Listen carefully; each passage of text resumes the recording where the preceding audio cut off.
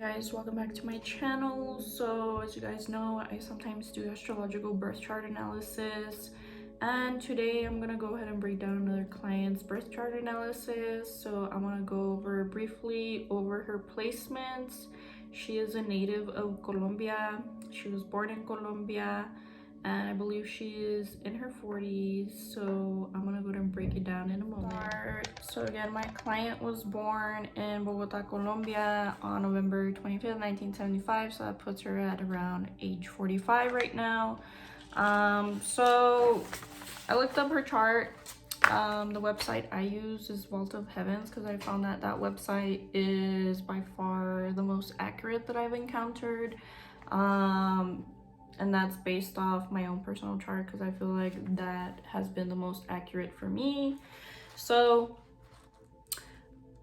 for my client, in her first house, she is a Sagittarius rising. So due to Sagittarius being ruled by Jupiter, this kind of makes her quite philosophical, as Jupiter is known as a guru in astrology, or it also represents wisdom in astrology. So moving on to her second house, her family asset speech. So she pretty much comes from a traditional family. You could have said that maybe the family could have instilled discipline in her in regards to her finances as well, because that's what the second house represents. The second house actually has Capricorn in it, so that's pretty much why, because Capricorn is ruled by Saturn, and Saturn pretty much restricts or adds some form of, structure to whatever, placement it has. So moving on to the third house, in terms of her mental processes, and then also siblings. So she's the type of person that does not want to waste too much time on wasteless communication. She prefers to have meaningful conversations with someone who might potentially offer her some form of wisdom or something that she could learn from, the deeper conversations, not just like the wasteful dumb conversations that you might hear people have every now and then, like gossiping or silly stuff like that. So moving on to the fourth house, so she does have Pisces in her fourth house, so pretty much this can indicate that she has like a spiritual home or a very soothing or calm home. She might collect like spiritual items or something like that, or again, she could potentially have a spiritual home. Moving on to the sixth house, the house of enemies and diseases. So pretty much in regards to enemies, she doesn't necessarily have too many enemies in her life as much as like other people, but should anyone dislike her, it's probably going to be people in the workplace, and that's because of her demeanor and how she might come off to people, but not so much in a bad way. It's just more so in a good way. People hate her because if anyone hates her at all, they were probably going to hate her because like she just seems so well put together, or there's just this sense of wisdom about her. Moving on to the seventh house, which is ruled by Gemini. So pretty much for them, since Gemini is a sign of communication, this would probably indicate that her spouse or her partner would probably have like a lot of communication with her. They'd be very communicative with one another. This also indicates that she would have likely married on time, and I guess in Vedic astrology that kind of talks about being married on time would probably be in their 20s. So I did ask her, and she actually was married in her 20s. Anything above 30 is typically considered late marriage in astrology, but that's usually with Cancer or Leo ascendants like myself. So okay, so moving on, her father would have influenced her quite a bit in terms of her beliefs, and I asked her about her relationship with her father, and she actually mentioned that her biological father, she didn't have a relationship with him, or he was actually murdered. Had a stepfather later on come in, and he turned out to be pretty wise and was always very cool, calm, and collective, and wasn't the type of angry person. And then also discussing her friendships would be very balanced, and that's because Libra in the 11th house, which is her network circle, friends, etc. And Libra is ruled by Venus, and not only that, but she actually has Venus sitting in Libra, which is the planet that pretty much rules Libra. So This makes relationships with friends like very peaceful, probably like very diplomatic. So yeah, no issues there with friends. And also this could also indicate that she could actually do pretty well in a corporate environment. Moving on to the 12th house, it is ruled by Scorpio, and therefore this makes her very spiritual. And since Scorpio is a sign of secrets, this can indicate that she actually keeps her spiritual beliefs secrets, because 12th house is spirituality. It has Scorpio in it. Scorpio pretty much conceals things, hides things, secrets, you know. It's kind of dark. So, and I do believe that to be true, because she asked me to kind of hide my business name when I ship her items, because she doesn't want her husband to find out that, you know, that she receives items from like a business like myself. Moving on, so you have a Mercury and Sun conjunction in the first house in Sagittarius. So this conjunction is actually a positive conjunction. This creates someone who is very intelligent and good with dealing with people, calculations, anything related to Mercury. So again, that's mercurial energy, could relate to business, communications, writing, because it also rules the hands. So pretty much the sun really, you know, helps Mercury, or really shines a light on Mercury. And there is a conjunction since they're about less than 2 degrees apart, more or less. Also with this conjunction, Mercury becomes very brightened when it is with the sun. So writing naturally comes to her. She actually told me that she went off to study journalism in college. So also, again, like I mentioned, she could be good at business, sales, commerce. And I did ask her, why don't you get into real estate? Because if you're like really good at sales, then you'd probably excel at this. And she actually admitted that her husband actually made the same suggestion to her recently, and she's pretty confident in herself that she could pretty much sell anything. So plus she's a people person by looking at her chart. So I'm further gonna analyze the first house. So pretty much we have the Lord of Virgo, which is technically Mercury, sitting in the first house. So her professional career kind of shapes her image and how the world perceives her. So again, I think like people perceive her as being like very professional, never acting out of character. She wants to come off as looking professional. She is always dedicated to her job. So again, this kind of makes her like the ideal employee that, you know, employers should probably hire. She is always dedicated to her job. Her father influenced her personality in terms of this certain aspect. And again, she would make an excellent employee or worker. In her work, she could also possibly deal with management, number calculations, a lot of communication back and forth in her business or work environment. Okay. And again, this creates a very business-minded person. So now we have the 7th Lord of Gemini sitting in the first house, which is again still Mercury. So she gets influenced a lot by other people, and she could pretty much be like a chameleon and kind of like change herself, mold herself to fit in her current environment. She was always looking to please other people. This is another placement for people in business and who could do well in business and in regards to relationships. So that's pretty much what business is. It's all relationships, communication with people. You know, people buy stuff from you, they like you. People will be very drawn to her, and she has like a very magnetic personality. And then she's the type of person that wants to be in a relationship because that kind of gives her some form of identity, or she feels a little bit more secure being in a relationship, I would say. So again, her higher philosophical beliefs will be influenced by her spouse. Her partner will likely be a business person himself, and he will also be very logical and analytical. And that's because we're discussing the 7th Lord, which is technically, you know, the house pertaining to marriage, partnership, etc. So moving on, we have Jupiter in the 5th house of Aries. So she's the type of person that likes to motivate people. She could also have been kind of athletic when she was younger or something like that.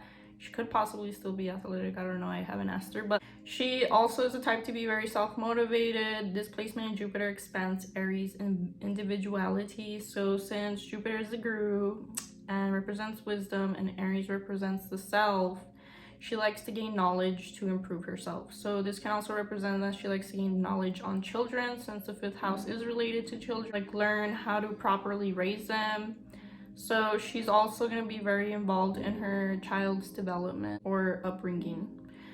So Also, this placement can make her a little bit competitive because it's merging both the Jupiter energy and Aries energy. To further kind of explain Jupiter in the fifth house, so this might actually delay children. I didn't necessarily ask her when she had her first child. I'm guessing she must have had him in after 30. So again, this will give her intelligence, which will make her love learning with Jupiter in the fifth house. So she will also have a sound knowledge of speculative business. So again, so it could be business, could be like investing, something like that. Also, this could indicate, you know, teachers of business have this type of placement. And again, the fifth house does represent past life deeds. So with this placement, Jupiter being a benefic and the bringer of blessings, this would indicate that in her past life, she must have done a lot of good deeds, and therefore she is being repaid in this lifetime with like pretty much having some form of security, having, you know, everything that someone could possibly need in this lifetime. Nothing comes short to them, you know. So aspects to the ninth house from the fifth house. So again, she's gonna like learning about culture, religious texts possibly, and she's probably also likely to very much travel outside of the country, which kind of explains why she's from Bogota and now she's residing in the United States. And I'm not sure where else she might have traveled to. I guess she could fill me in later. Also indicate that she traveled outside her country to obtain academic studies, as the ninth house represents long distance travel and then higher learning. And then again, teachings of her father would be very good. So aspects onto the 11th house from the 5th house. So her professional friends will be of, I guess, high standing in their field, or they're probably going to be the pros, or, you know, the people that are very well acquainted with the subjects of their industry, very knowledgeable. And aspects onto the ascendant. So life pretty much becomes about her children, her creative expression, philosophy, cultural text, ancient text. And she could also possibly be good at astrology should she decide to study it. And then also child psychology is something else that she could probably be good at. Jupiter as a husband, because pretty much Jupiter represents the husband in a woman's chart. So this indicates that she's probably gonna like meet her husband and fifth house related places or environments. So a political event, could be something related to fun, dating, romance, arts. And I asked her, where did you meet your husband? And she so happened to mention that her aunt had a dating service back in the day, and she kind of match made them. So again, that relates to fifth house activities, dating, romance. So boom, astrology doesn't lie. So anyway, so first house for Sagittarius, first lord of Sagittarius sitting in the fifth house, which is technically Jupiter. So again, her whole entire life is to be dedicated to learning, studying, spirituality. Anything related to the fifth house will also increase her intellect. So again, if she kind of involves herself more so with things related to the fifth house, like, you know, child psychology, children, fun activities, maybe the arts, music, etc., that's also going to be very beneficial to her in this lifetime. So moving on, we have the fourth lord of Pisces, which again technically is Jupiter sitting in the fifth house. So her private internal self gets expressed through the fifth house. So real estate also becomes like a big possibility for her to make gains or to have like huge business from. Again, because we're talking about the fourth lord, which is technically the home life. It could also represent real estate, or speculative business, because we're looking at the fifth house. The fifth house is second to the fourth house.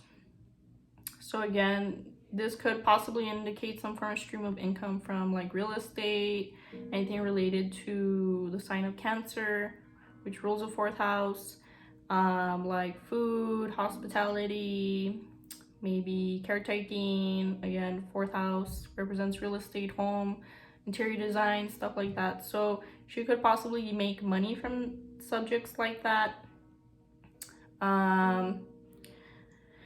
And then also, her mother and people of her homeland would have influenced her quite a bit. After high school, she would have excelled in her studies. Mother was kind of like a guru to her, taught her a lot of things in regards to religion, spirituality, scriptures, as a way of bringing comfort to her, I guess, throughout life. And then also, again, this could possibly indicate a teacher of finance. So pretty much business and finance comes up for her a lot. So again, I feel like business is probably the place for her to be, or where she could possibly excel at. So move on to the sixth house. So we have K2 sitting in there in the sign of Taurus. So pretty much K2 represents the self, spirituality. So pretty much she's here to work on herself for self-improvement. She's a self-starter. Again, working in social environments, she kind of improves herself. Serving other people without expecting anything is kind of her nature. She's obedient, you know, one of those workers that is just like a really good worker. K2 in the sixth house also does give people mysterious diseases. So I kind of asked her about her medical history, and she did mention that she had some kind of weird neurological disorder, which would kind of leave her, I think, her half her face paralyzed from time to time or something like that. Then it would go away and then come back. So I think that kind of is related to the K2 in the sixth house, since the sixth house is the house of enemies and diseases. And I think that's maybe why there's some weird thing going on there in regards to her health. And also, this placement can also indicate that her family is kind of known for being good people or people of service. Also, K2 sitting in Taurus, in her past life, she mastered gaining wealth, because that's pretty much what Taurus symbolizes. It represents the material things in this life. So again, K2 is indicative of what you mastered in your past life. So that's pretty much what she mastered. So in this life, she kind of might acquire resources like money, wealth, like maybe all the material things one can desire, but she's okay with not having extravagant amounts of it, like just whatever covers her basic needs. So she's kind of humble, I would say. And then with this aspecting the 12th house, so again, she might be on a quest in this life to kind of find what fulfills her purpose. And then Mars in the 8th house in Cancer is another aspect from having K2 in the 6th house, aspecting the 8th house in Cancer. So this makes her prone to accidents, injuries, and then also this could possibly indicate that she could possibly make money through secretive means, or it could also just indicate that she has the ability to become a healer. So 12th Lord for Scorpio is sitting in the 8th house. So this can show that she loves, or she has a keen interest in studying the occult, and then also foreign lands and spirituality cause like major transformation for her, because 12th house represents, again, spirituality, foreign lands, distant places. And what is Scorpio? It's transformation, it's death and rebirth, it's sudden change. And this is what is indicative of her. So I feel like maybe her times of traveling, again, I don't know how much she's traveled, but I'm assuming her trip over here to America from Colombia and her settling here might have transformed her life quite a bit. So then we have Saturn in the 9th house in Leo. So Leo is ruled by the sun. So this kind of is indicative of the relationship with her father, because the sun represents the father in astrology. So again, I feel like this is a placement that might be indicative of maybe the issues relating to her biological father, with her being distant from him or him being murdered. Because Saturn pretty much restricts or constrains things, but I feel like it's constraining her relationship with the father. So also, she has a lot of responsibility towards her children, because Leo represents children, confidence, and then duty to please the father. Yeah, so pretty much the sun and Saturn are pretty much enemies. So I feel like this has to do why she might have lost her father, her biological father.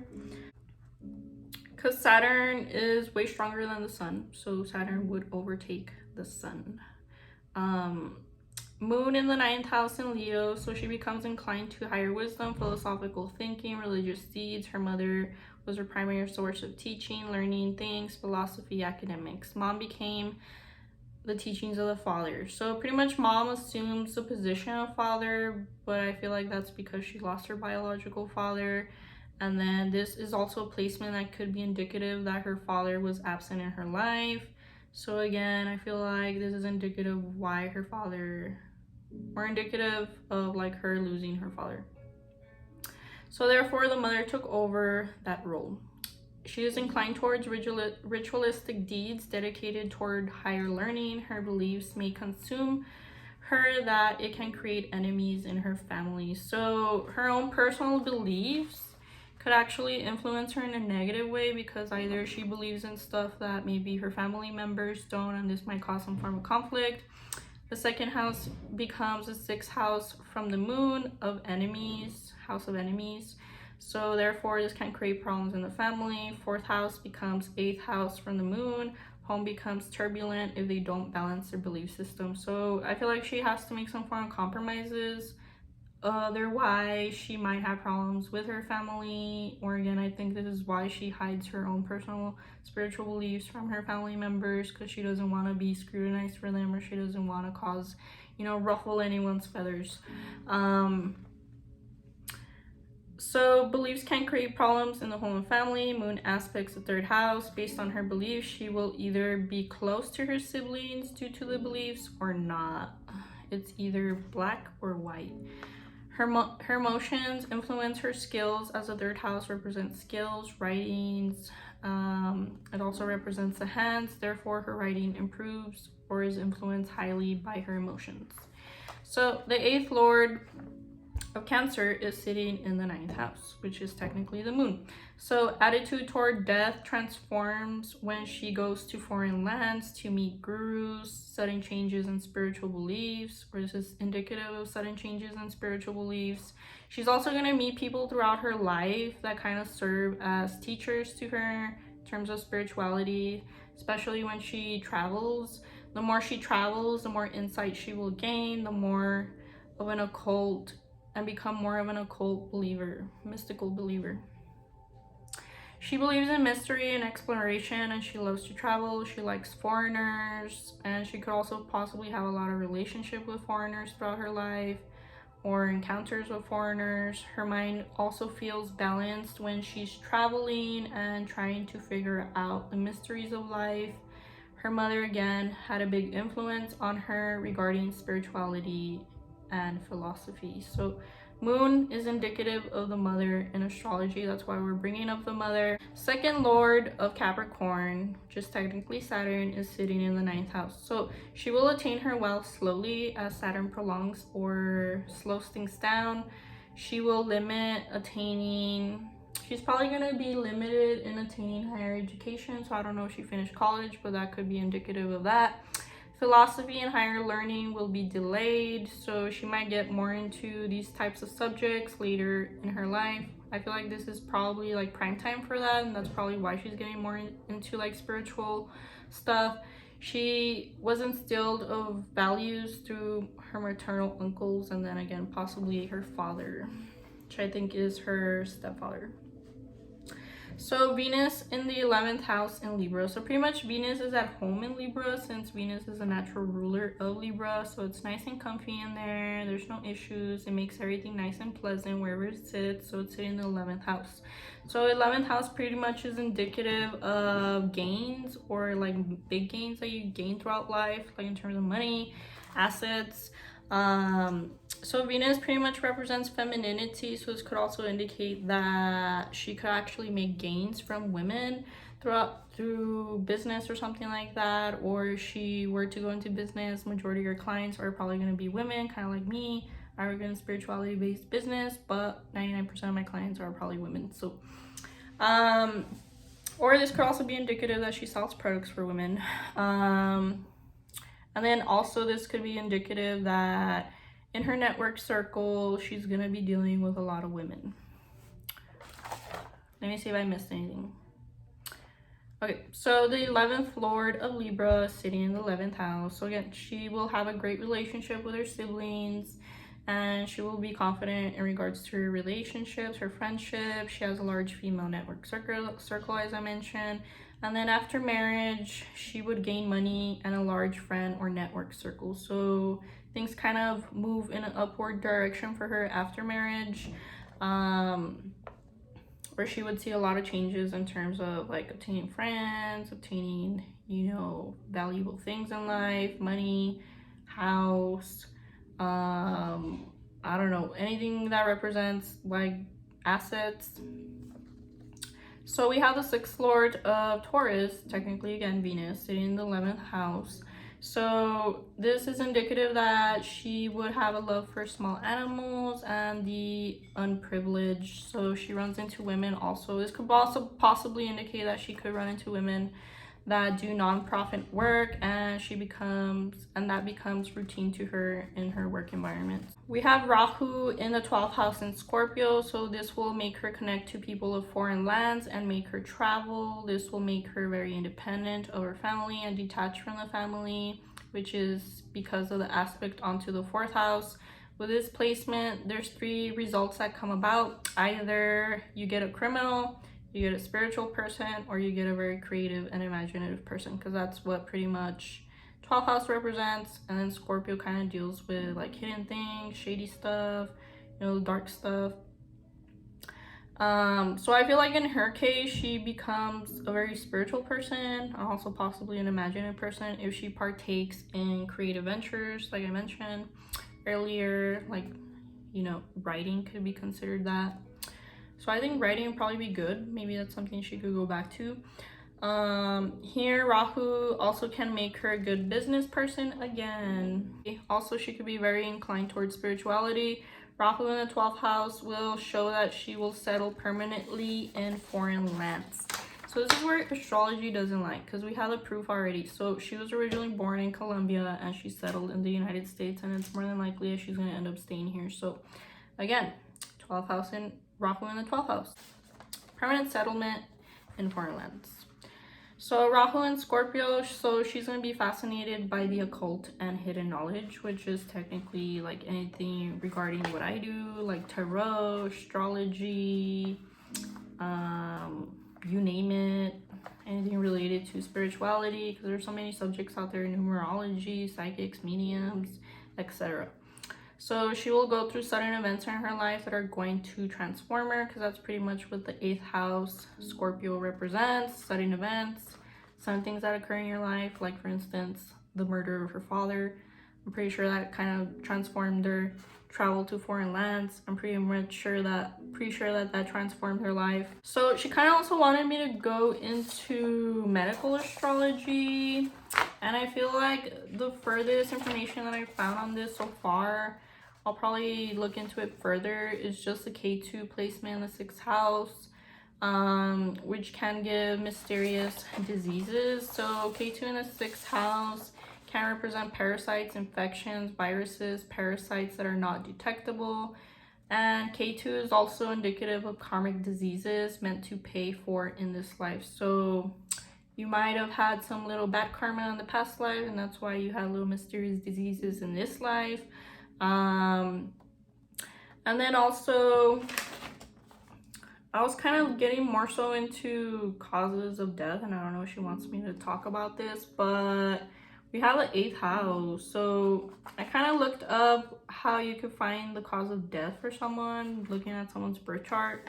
And I looked at mine. I have my 8th house in Pisces, so apparently I could pass away in my sleep, have a very peaceful passing, or I could also possibly have some form of liquid in my lungs or die from drowning or something like that. But anyway, I'm not gonna fixate too much on that, but if she kind of wanted to know, she does have Cancer in the 8th house. So also, I was looking at Biden's astrological birth chart, and he has the exact same placement. So for him, and for the Cancer placement in the 8th house, which is what she has, Cancer pretty much rules the body parts, which are the breast, I believe the stomach or the intestines. So pretty much this could indicate that she could have some form of disease pertaining to those areas of the body, or it could also pertain to having actual cancer, so develop in the body later on. So that could be possibly indicative of how she might possibly pass. Perhaps I'll study more on her medical astrology, but as far as that, that's all I could find. Or if anyone out there who's like an astrological pro in terms of medical astrology, or if you guys have any input, let me know. And yeah, so I hope you guys like this analysis. If you guys would like a astrological birth chart analysis, I'll probably add this option on my website, which is mariasbotanica.com. Right now I'm not taking any new clients for this because I have 2 clients pending, but once I'm through with that, I'll probably be taking more clients. Okay, so again, thank you guys for watching, and I'll catch you guys later. Bye.